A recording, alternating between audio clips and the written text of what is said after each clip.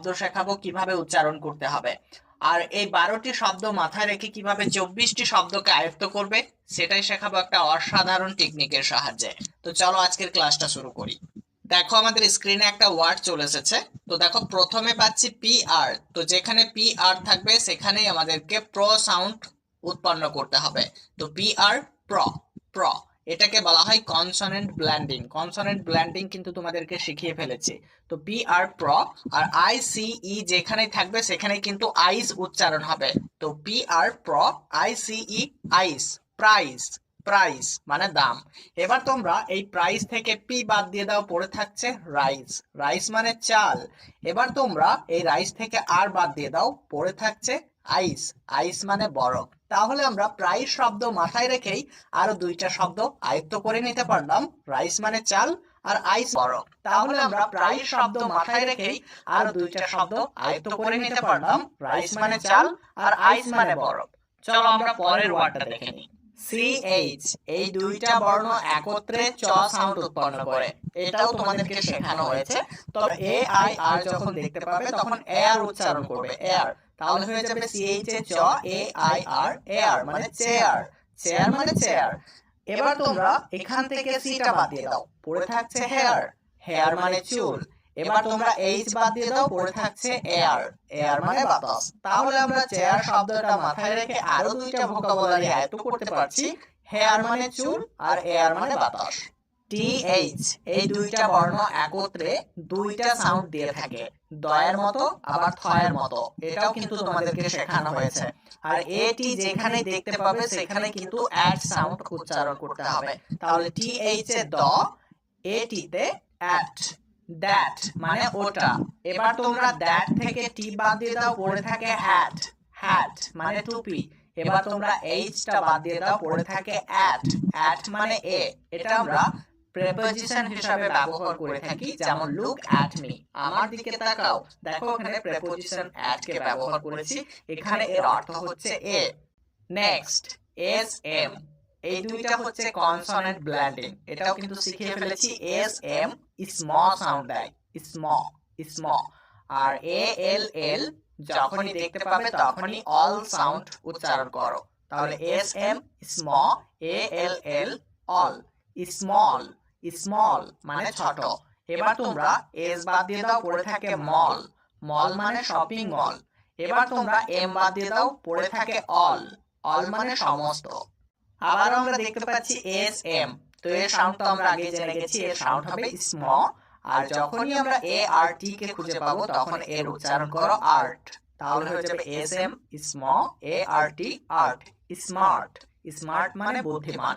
এবার তোমরা এস বাদ দিয়ে দাও, পড়ে থাকে মার্ট, মার্ট মানে বাণিজ্য কেন্দ্র। এবার তোমরা এমটা বাদ দিয়ে দাও, পড়ে থাকে আর্ট মানে শিল্প। তাহলে আমরা স্মার্ট থেকে আরো দুইটা শব্দ শিখতে পারলাম, মার্ট মানে বাণিজ্য কেন্দ্র আর আর্ট মানে শিল্প। এসটি, এটা থেকে একটাই সাউন্ড হয়, খুবই ইম্পর্টেন্ট সাউন্ড, স্টপ, স্টপ। আর ও এন ই যেখানে দেখতে পাবে সেখানে কিন্তু দুইটা সাউন্ড উচ্চারণ করে থাকে, ওন বা ওয়ান, ওন বা ওয়ান। তো এসটি স্ট, O N E, on, stone, stone মানে পাথর। এবার তোমরা এস বাদ দিয়ে দাও, পড়ে থাকে টোন, টোন মানে স্বর। এবার তোমরা টি বাদ দিয়ে দাও, পড়ে থাকে ওয়ান, ওয়ান মানে এক। পরেরটা দেখো, আবার আমরা দেখতে পাচ্ছি এসটি। তো একটু আগে শিখালাম এসটি থেকে স্টপ, এই সাউন্ডটা দিয়ে থাকে। তো এসটি স্টপ। আর যেখানে তোমরা এ বি এল ই কে খুঁজে পাবে সেখানে তোমরা এই বল, এই সাউন্ডটা উচ্চারণ করো। তো কেন এটা উচ্চারণ হচ্ছে এই বল সেটাও কিন্তু তোমাদেরকে শেখানো হয়েছে। ভিডিওগুলো যদি না দেখে থাকো প্লেলিস্টে ভিডিওগুলো সব সাজানো আছে, দেখে নেবে। তো এখানে আমরা এ বি এল ই এটাকে উচ্চারণ করব এই বল। তাহলে S T stop R A B L ই এই বল, স্টেবল মানে আস্তা বল। এবার তোমরা এস বাদ দিয়ে দাও, পড়ে থাকবে টেবল, টেবল মানে টেবিল। এবার আমরা টিটা বাদ দিয়ে দেব, পড়ে থাকবে এই বল মানে ক্ষমতা। তাহলে আমরা স্টেবল থেকে আরো দুইটা শব্দ পাচ্ছি, টেবল আর এই বল। পরেরটা দেখো সি আর। এই সি আর যেখানে দেখতে পাবো সেখানে আমরা ক্রস সাউন্ড করব, সি আর থেকে ক্রস সাউন্ড করব, এটাও একটা কনসোনেন্ট ব্লেন্ডিং, এগুলোও কিন্তু তোমাদেরকে শেখানো হয়েছে।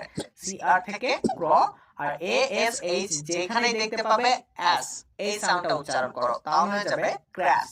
ক্র্যাশ মানে দুর্ঘটনা। সি বাদ দিয়ে দাও, পড়ে থাকে র্যাশ। র্যাশ মানে ফুসকুড়ি। এবার তোমরা আর বাদ দিয়ে দাও, পড়ে থাকে এস। এস মানে ছাই। টি এইচ এটা থেকে দুইটা সাউন্ড হয়, একটু আগেই শিখে আসলাম, দয়ের মতো এবং থয়ের মতো। তো এখানে টি এইচ এর উচ্চারণ করব দ, আর আই এস এটা থেকে দুইটা সাউন্ড হয়, ইস এবং ইজ। ইজ ভালোভাবে উচ্চারণটা শুনতে হবে, অনেকেই আমরা ভুল প্রোনাউন্স করি, একটু ভালোভাবে লক্ষ্য করো। T H the, I S is. This মানে এই। এখান থেকে টি বাদ দিয়ে দাও, পড়ে থাকবে হিজ। হিজ ভালোভাবে উচ্চারণ শোনো, হিজ। হিজ এখানে আমরা অনেকে এটা হিজ উচ্চারণ করি, এখানে বর্গীয় জয়ের যে স্বাভাবিক উচ্চারণ, সেই জয়ের উচ্চারণটা এখানে স্বাভাবিকভাবে করে ফেলি, কিন্তু এটা আমাদেরকে উচ্চারণ করলে চলবে না। আমাদেরকে বর্গীয় জ এবং ঝয়ের মাঝামাঝি সাউন্ড করতে হবে, যেটা জেড এর সাউন্ড তোমাদেরকে শিখিয়েছিলাম প্রথম ক্লাসে। তো এখানে আমাদেরকে উচ্চারণ করতে হবে হিজ, এর অর্থ হচ্ছে তার। এবার তোমরা এইচটা বাদ দিয়ে দাও, পড়ে থাকবে ইজ। ইজ আমরা অনেকেই ইজ উচ্চারণ করি, এটা কিন্তু ইজ নয়, আমরা বর্গীয় জয়ের উচ্চারণ স্বাভাবিক করছি না, এখানে আমাদেরকে জেড এর সাউন্ড করতে হবে এরকম, ইজ। ইজ ভালোভাবে উচ্চারণগুলো শুনতে হবে, না হলে কিন্তু আমাদের উচ্চারণ ভুল হয়ে যাবে। ইজ এর অর্থ হচ্ছে হয় বা আছে। আমাদেরকে খেয়াল রাখতে হবে ইজ এই উচ্চারণটা করার সময় যাতে একটু ঝংকার থাকে, অর্থাৎ বর্গীয় জ বা ঝয়ের মাঝামাঝি যে ঝংকারটা সৃষ্টি হয়, সেই ঝংকারটা এখানে আমাদেরকে উৎপন্ন করতে হবে। চলো পরেরটা দেখা যাক। নেক্সট ওয়ার্ড দেখো, এইচ ই এ টি। তো এটা কিভাবে পড়বো? এখানে এইচ এ হ পড়তে হবে, ই এ এটা থেকে মোট 5টা সাউন্ড হয়, এ আ ই এই ইয়া। এগুলো তোমাদেরকে কিন্তু শেখানো হয়ে গেছে। তো এখানে ই এ এটার জন্য আমাদেরকে লং ই সাউন্ড উৎপন্ন করতে হবে, ই। টি তে ট।